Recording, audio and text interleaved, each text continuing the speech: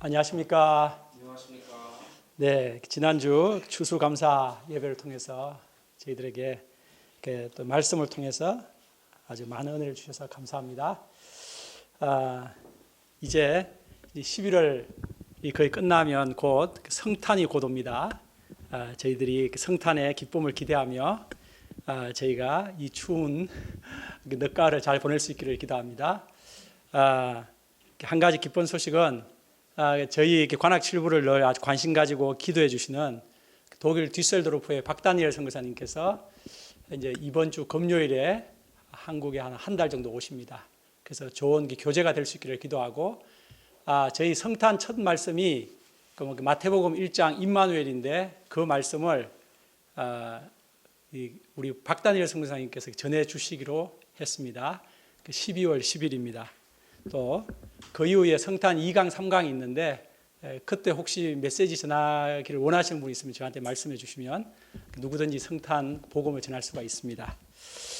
네, 오늘 말씀이 요한복음의 마지막 말씀이 되었습니다. 오늘 말씀을 통해서 요한복음 전체가 우리 마음에 잘 정리될 수 있기를 기도합니다. 오늘 말씀의 타이틀을 같이 읽어볼까요? 시작. 부활하신 예수님. 요절도 읽겠습니다. 시작. 예수께서 이르시되 너는 나를 본고로 믿느냐? 보지 못하고 믿는 자들은 복되도다 하시니라. 그럼 제가 기도하고 말씀을 섬기겠습니다.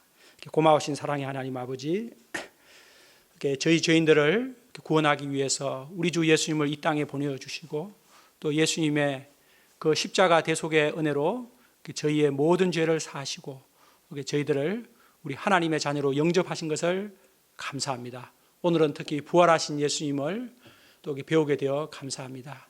부활하신 예수님을 통해서 저희가 더 이상 사망 권세에 지배당하지 않는 정말 참된 영생의 복락을 누릴 수 있음에 참으로 감사드립니다. 이 시간 부활하신 예수님을 저희 심령에 깊이 모시는 시간 될 수 있도록 도와주십시오. 이 죄인을 불쌍하게 여기사 우리 주 예수님이 잘 드러나는 말씀이 될 수 있도록 성령 하나님께서 시종일관 도와주시기를 기도합니다. 이 모든 말씀 예수님 이름으로 기도합니다. 아멘. 봄에 시작한 요한복음이 오늘로서의 마지막이 되었습니다.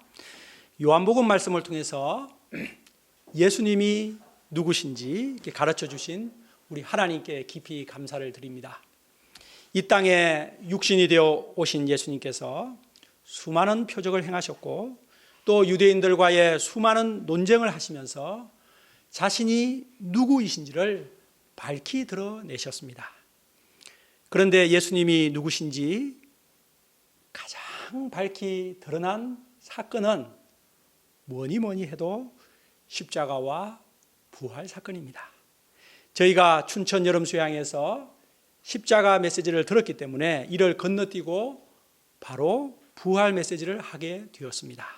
그래서 오늘 말씀이 좀 흐름이 끊어지는 점이 있기 때문에 제가 빌라도에게 신문 받으시고 십자가에 달리신 예수님을 간략하게 말씀드린 후에 예수님의 부활로 나아가겠습니다. 우리는 지난번에 예수님께서 군인들에게 체포당하시고 대제사장에게 끌려가 신문 받으신 후 총독 빌라도에게 끌려간 내용을 살펴보았습니다.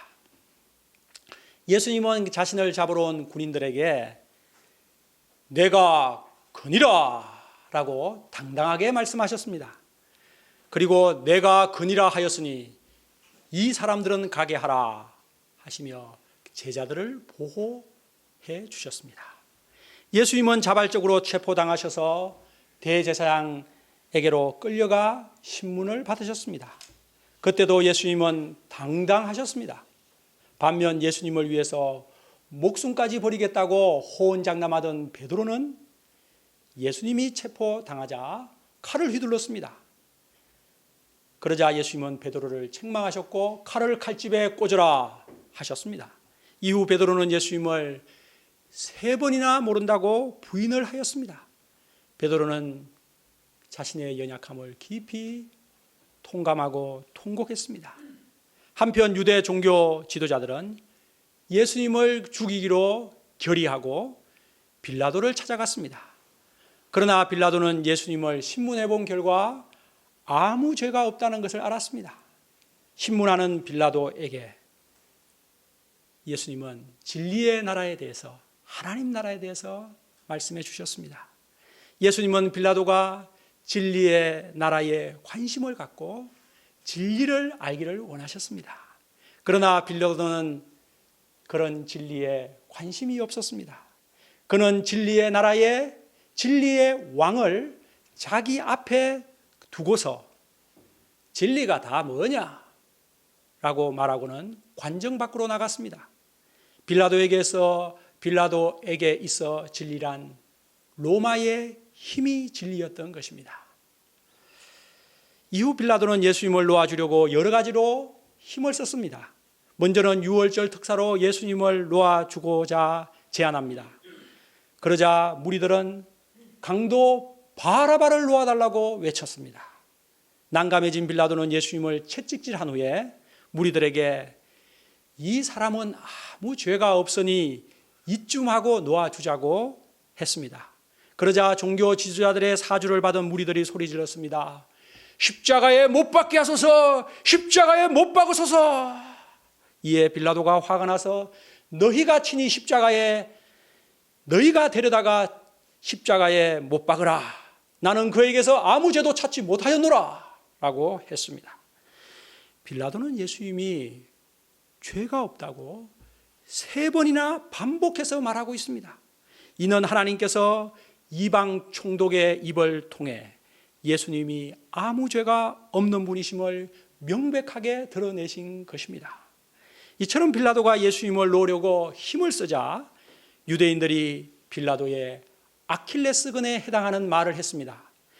예수를 놓으면 당신은 가이사의 충신이 아니니이다. 유대인의 왕이라고 하는 자를 놓아주면 가이사를 반역하는 것이니이다. 이 말에 빌라도는 더 이상 버티지 못하고 예수님을 십자가에 못 박도록 넘겨주었습니다. 이에 예수님은 자기의 십자가를 지고 골고다에 오르셨고 그곳에서 군인들에 의해 십자가에 높이 달리셨습니다. 예수님의 좌우편에도 강도가 달렸습니다. 그리고 빌라도는 예수님의 죄패를 써붙였는데 그 죄패의 이름은 유대인의 왕이었습니다. 그것을 빌라도는 히브리어와 로마 말과 헬라 말로 다 기록하라고 했습니다. 이로써 예수님은 온 세상의 구주로 죽으셨음이 드러난 것입니다. 그러자 대제사장들이 기분이 나빠져서 빌라도에게 찾아가 자칭 유대인의 왕이라 쓰라고 요구를 했습니다. 유대인의 왕이 메시아를 가리키는 거 아닙니까? 그런데 그 앞에다 자칭이라는 말을 쓰면 어떻게 됩니까? 자기가 스스로 세상의 메시아라고 하는 자다 이렇게 되면 완전히 유대인의 왕 메시아의 반대가 되는 것이죠.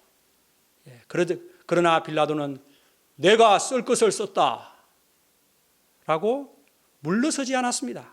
하나님은 이방 총독을 통해서 예수님이 아무 죄가 없으신 분이라는 사실을, 그리고 예수님이 유대인의 왕 메시아이심을 분명하게 드러내신 것입니다. 예수님은 십자가에 달리셔서 총 7마디 말씀을 하신 것으로 성경은 나옵니다.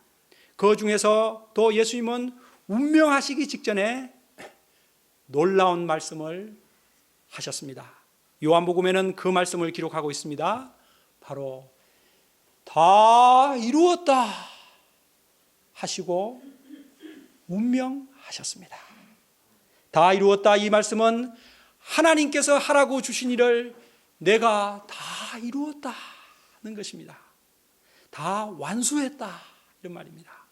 하나님께서 하라고 맡기신 일 중에 가장 중요한 일이 무엇이었을까요? 그것은 바로 이 십자가를 지는 일입니다. 십자가를 지심으로 온 인류의 죄 문제를 해결하는 속죄 사역을 다 이루었다는 뜻입니다. 이로써 누구나 죄사함을 받을 수 있게 되었고 하나님께로 갈 수 있는 길이 열리게 된 것입니다.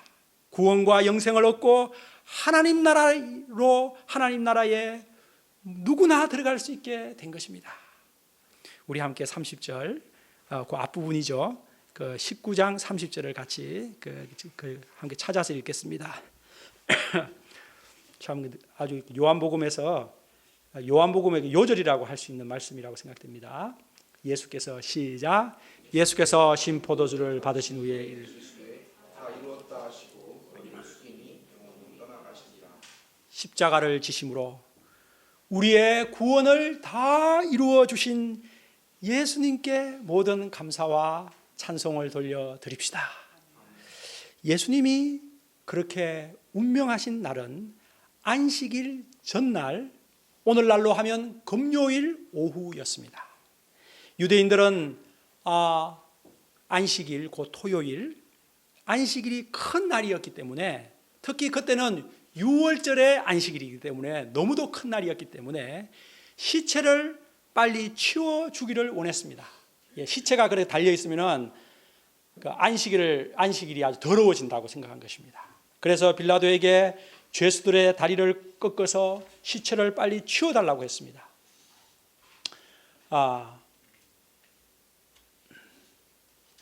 그래서 군인들이 가서 예수님과 함께 못 박혔던 죄수들이 둘 다가 예수님의 좌우편에 두 죄수들이 다 살아 있었기 때문에 그 죄수들의 다리를 꺾어서 빨리 죽도록 했습니다. 다리를 꺾으면 더 이상 버틸 힘이 없기 때문에 숨을 이렇게 올라가면서 쉴 수가 없기 때문에 바로 죽게 됩니다.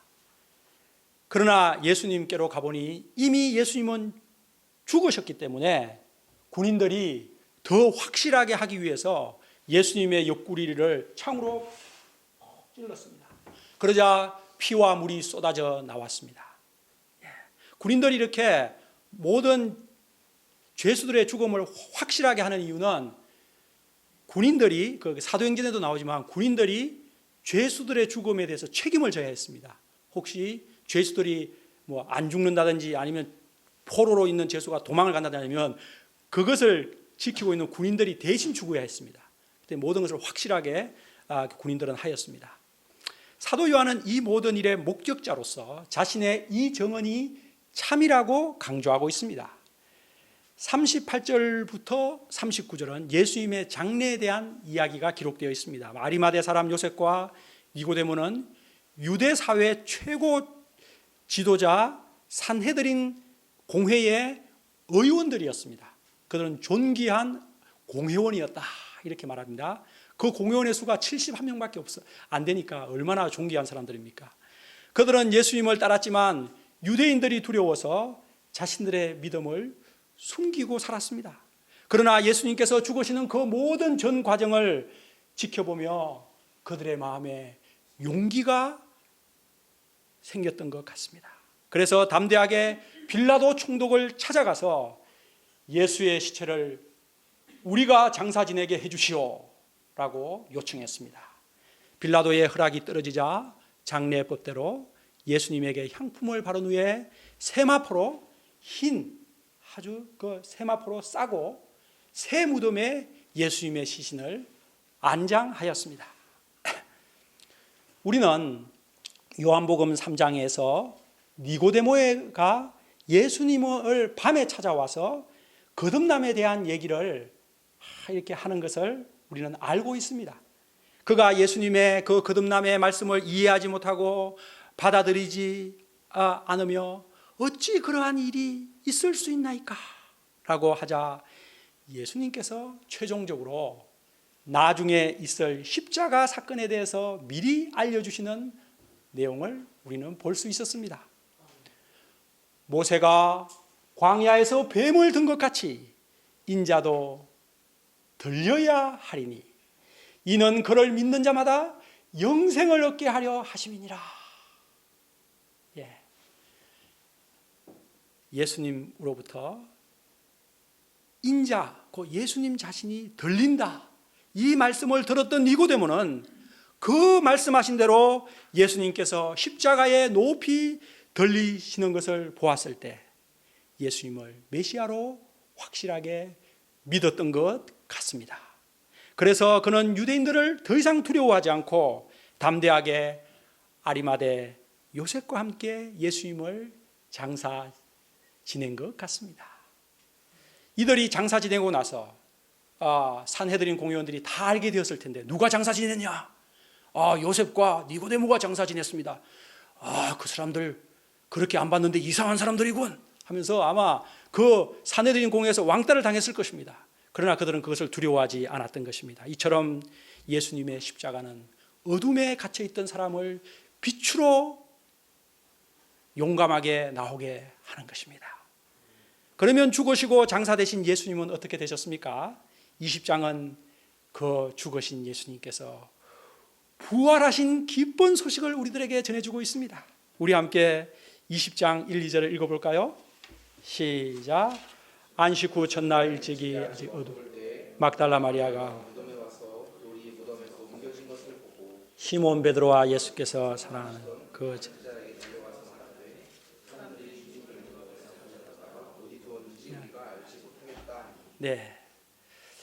이 막달라 마리아가 부활의 첫 증인입니다. 당신은 여인들을 신뢰하지 않는 세상이었는데, 또 아주 무시하는 세상이었는데, 참 예수님은 막달라 마리아를 부활의 첫 증인으로 자신을 나타내셨습니다. 예수님은 안식일 전날에 돌아가셨습니다. 그날이 금요일이라고 했죠. 토요일이 안식일입니다, 유대인들은. 그리고 이제 토요일이 지났습니다. 안식일이 지났고요. 그 다음날 안식 후 첫날이면 무슨 요일이 되죠? 지금의 일요일이 되는 거죠. 일요일 그 새벽, 이 새벽은 안식 후 첫날, 인류 역사상 가장 놀랍고 기쁜 사건이 일어난 날입니다.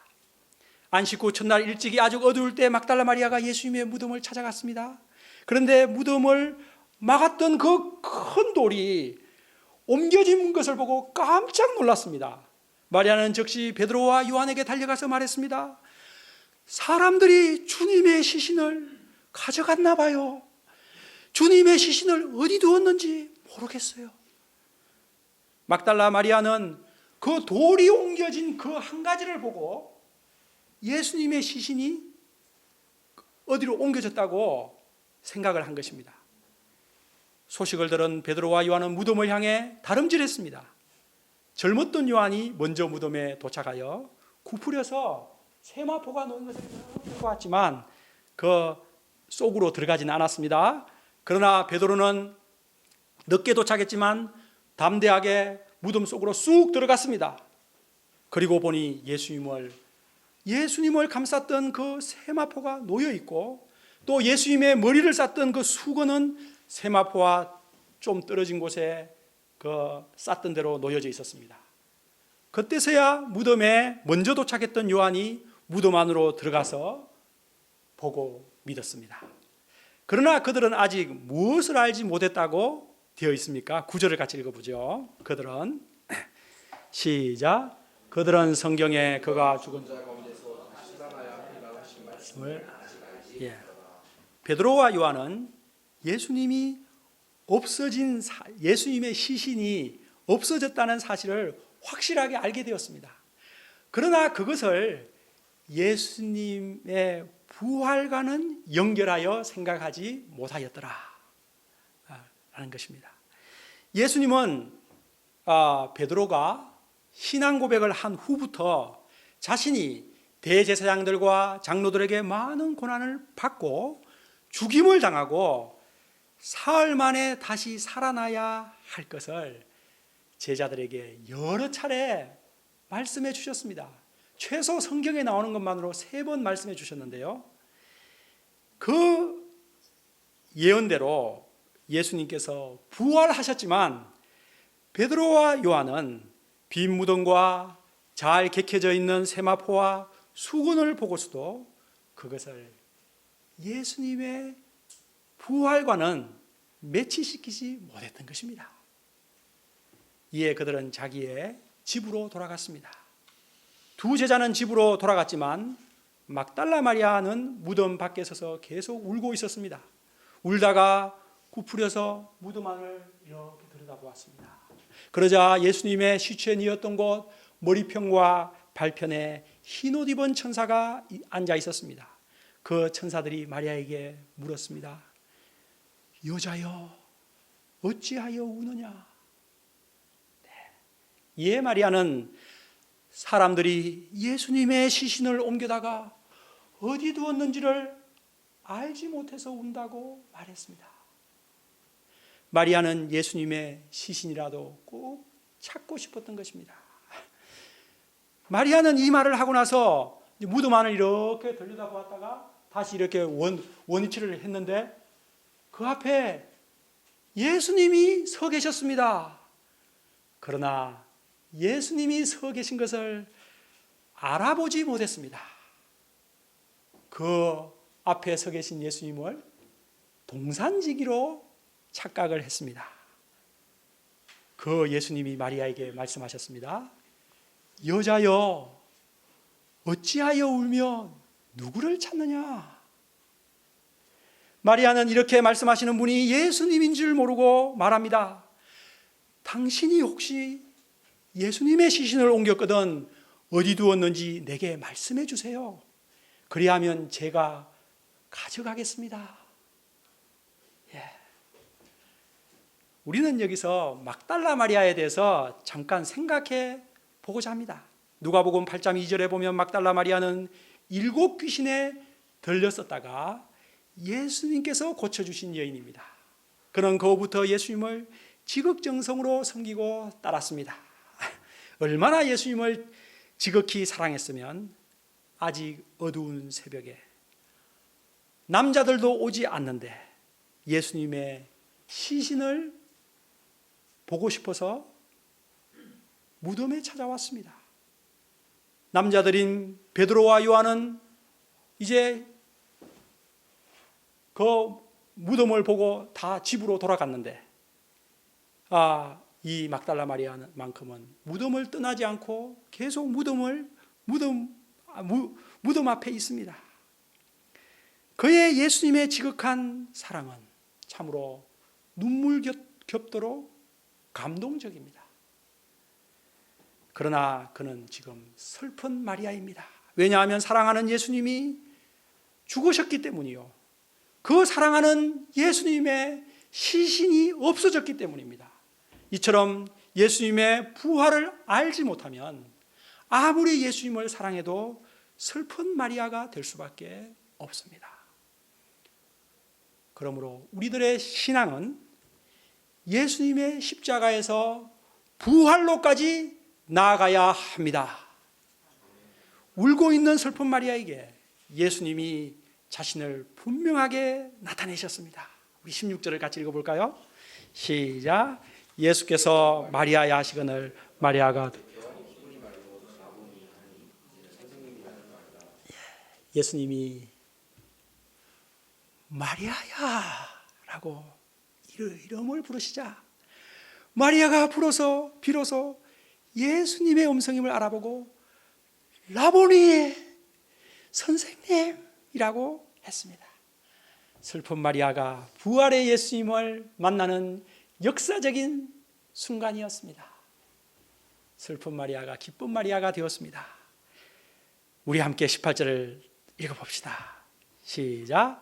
막달라 마리아가 가서 제자들에게 내가 주를 보았다고 또 주께서 자기에게 이렇게 막달라 마리아가 제자들을 찾아가서 내가 주님을 보았어요. I have seen the Lord 라고 그가 얼마나 벅찬 감격으로 외쳤을까요? 부활의 첫 증인이 누구라고요? 여인이었습니다. 제자들이 아니었습니다. 그러나 제자들은 막달라 마리아의 말을 믿지 않았던 것 같습니다. 막달라 마리아가 좀 이상해진 것 같아. 19절을 읽어봅시다.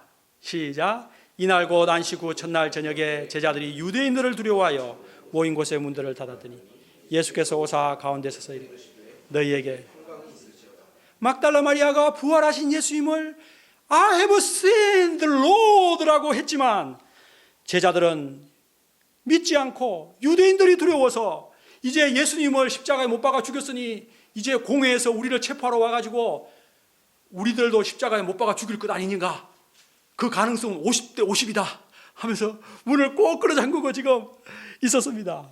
10명의 남자들이 막달라 마리아보다 못한 것 같습니다.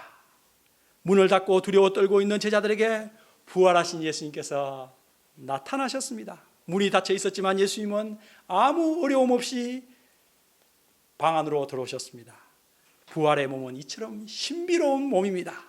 그리고 예수님은 그들에게 너희에게 평강이 있을지어다 평강을 주셨습니다. 이 말씀을 하시고 손과 옆구리를 보여주셨습니다. 십자가에 못 박혔던 바로 그분이심을 확인시켜 주셨습니다. 그때서야 제자들은 두려움은 기쁨으로 바뀌었습니다. 십자가에 못 박혀 죽으셨던 예수님이 정말로 부활하신 것을 확인하는 순간 제자들의 기쁨과 환희와 감격이 어떠하였을까요? 예수님은 기뻐하는 제자들에게 사명을 주셨습니다. 21절로 23절입니다. 곧 하나님께서 나를 세상에 보내신 것처럼 내가 너희를 세상에 보내노라 라고 하셨습니다. 예수님은 하나님의 보내심을 받아 이 땅에 오셔서 속죄 사역을 다 이루셨습니다. 그 다 이루신 속죄 사역을 이제 예수님은 제자들에게 이 속죄 사역을 온 세상에 너희들가 알려라, 전파해라 라고 제자들을 보내시는 것입니다. 하나님은 예수님을 속죄 사역을 이루시도록 보내신 것이고, 그래서 예수님은 이걸 다 이루셨고, 이제 예수님이 다 이루신 속죄 사역을 제자들은 온 세상 사람들에게 이것을 알리는 보냄을 받은 것입니다. 그리고 그 일을 잘 감당할 수 있도록 성령을 주셨습니다. 그러므로 제자들은 성령님의 도우심을 믿고 세상에 두루 다니며 죄사함의 기쁜 소식을 전파하면 됩니다. 죄사함의 소식을 전파하면 사람들이 죄사함을 받고 구원을 받을 것이며, 죄사함의 소식을 전파하지 않으면 사람들은 죄사함을 받지 못하고 구원받지 못할 것입니다. 예수님이 제자들에게 주신 사명은 또한 여러분과 제게 주신 동일한 사명임을 믿습니다. 예수님께서 제자들을 세상에 보내신 것처럼 여러분과 저를 이 세상, 이 관악구, 봉천동, 또 서울, 또 전 세계로 우리를 보내신 줄 믿습니다. 그러므로 우리는 성령님의 도우심을 믿고 입을 열어 십자가 죄사함의 이 기쁜 소식을 나의 친구와 친척을 비롯해서 누구에게든지 전할 수 있는 사람들이 될 수 있기를, 그리고 우리 중에서도 선교사가 많이 나올 수 있기를 기도합니다. 24절부터는 도마 이야기인데 참 재미가 있습니다. 도마는 부활하신 예수님이 오셨을 때 함께 있지 않았습니다. 다른 제자들이 우리가 부활하신 예수님을 보았어 라고 말했지만 그는 나는 못 믿어 라고 했습니다. 내가 그분의 손에 못자국을 직접 눈으로 보고, 그리고 내 손가락을 그 옆구리에 넣어보기 전에는 나는 못 믿어 라고 했습니다. 10명의 제자들이 이구동성으로 부활하신 예수님을 보았다고 했지만 예수님의 도마는 자신이 직접 손가락을 또 옆구리를 자기가 넣어보고 체험을 해야 한다는 것입니다. 예수님은 이 도마를 돕기 위해 8일 후에 찾아오셨습니다. 그리고 도마에게 말씀하셨습니다. 너무도 유명한 말씀이니까 읽어볼까요? 27절입니다. 도마에게 시작. 도마에게 이르시되 너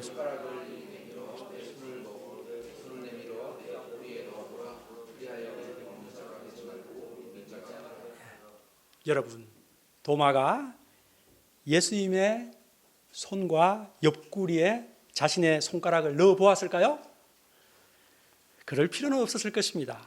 자기 앞에 직접 나타나신 예수님이 부활하신 것이 너무도 명백했기 때문입니다. 도마는 부활하신 예수님을 만나자 자연스럽게 신앙 고백이 터져 나왔습니다.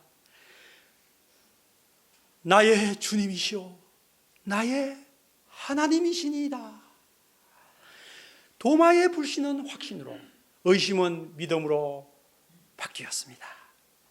예수님은 나의 주님이시오, 나의 하나님이십니다. 주님은 바로 구원자, 그리스도를 말하는 것입니다. 이 도마의 고백은 베드로의 고백과 함께 가장 감동적인 고백이라고 일컬어집니다. 우리도 나를 위해 십자가에 죽으시고 부활하신 예수님께 늘 도마와 같은 고백을 드릴 수 있기를 기도합니다. 우리 함께 해볼까요? 예수님은 나의 주님이시오, 나의 하나님이십니다. 시작. 예수님은 나의 주님이시오, 나의 하나님이십니다. 아멘. 신앙 고백하는 도마에게 예수님은 아주 중요한 말씀을 해주셨습니다. 29절 같이 읽지요. 시작. 예수께서 이르시되 너는 나를 본고로 믿느냐? 보지 못하고 믿는 자들은 복되도다. 도마는 십자가에 못 박히신 예수님을 직접 보고 나서야 믿었습니다. 그러나 예수님은 보지 못하고 믿는 자들은 이 복되다 하셨습니다. 여기서 보지 못하고 믿는 자들은 앞으로 부활의 증인들을 통해 믿게 될 수많은 신자들을 가리킵니다. 우리들도 바로 보지 못하고 믿는 자들에 해당합니다.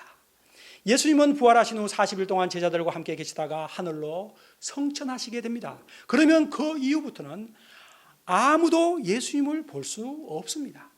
그 이후의 사람들은 모두 사도들의 증언만을 통해 예수님의 부활을 믿게 되는 사람들입니다.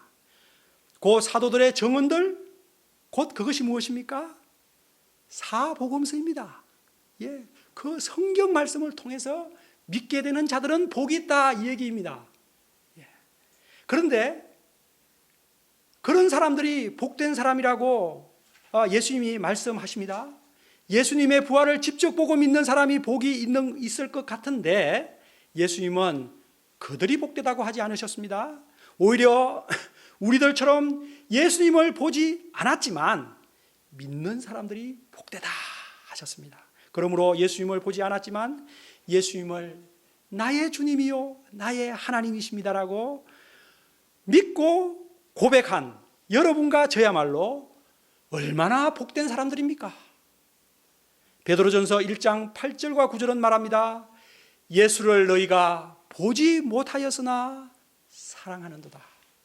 이제는 보지 못하나 믿고 말할 수 없는 영광스러운 즐거움으로 기뻐하니 믿음의 결국 곧 영혼의 구원을 받음이라. 우리는 예수님을 직접 본 적 없지만 예수님을 구주로 믿는 가장 복받은 사람임을 믿습니다. 믿음은 보는 것이 아닙니다. 로마서 10장 17절은 말합니다.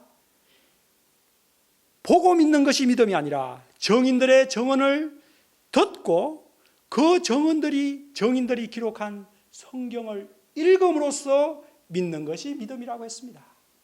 그러므로 믿음은 들음에서 나며 들음은 그리스도의 말씀으로 말미암았느니라. 사도 요한은 예수님을 보지 않고 믿는 자들이 복된 이유를 31절에서 말해줍니다. 같이 읽어볼까요? 이게 요한복음을 쓴 목적이라고 했는데요. 시작. 예수께서 제자들 앞에서 이 책에 기록되지 아니한 다른 표적도 많이 행하셨으나 오직 이것을 기록하고 너희로 예수께서 하나님의 아들 믿게 하려 함이요 또 너희로 믿고 그 이름을 힘입어 생명을 얻게 하려 함이니라.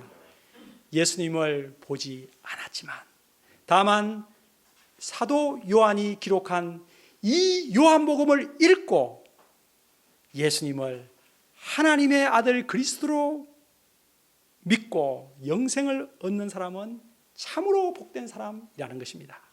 여기서 생명은 영생, eternal life를 말합니다. 사도 요한이 요한복음을 기록한 목적은 이 요한복음을 읽는 사람마다 예수님을 하나님의 아들 그리스도로 믿게 하려고 기록하였습니다. 그리고 믿음으로써 궁극적으로 영생을 얻도록 기록한 것입니다. 이상으로 우리는 요한복음을 다 오늘로써 마치게 되었습니다. 전체를 간단히 정리하며 말씀을 마치고자 합니다. 우리는 요한복음을 통해 예수님께서 이 땅에 오셔서 행하신 7대 표적을 보았습니다. 대표적으로 물을 포도주로 바꾸신 표적과 오병이어 표적과 죽은 나사로를 살리신 표적을 보았습니다. 그리고 예수님의 또 7대 자기 선언도 보았습니다. 나는 세상의 빛이다. 나는 선한 목자다. 나는 부활이요 생명이다. 나는 길이요 진리요 생명이다. 여러분, 그러나 제가 볼 때 요한복음에 나타난 예수님의 7대 표적, 그보다 더한 요한복음에 나타난 예수님의 최대 표적은 무엇입니까? 여러분, 오늘 말씀을 기초해서 생각해 보십시오. 제가 생각할 때 예수님 자신의 직접 부활입니다.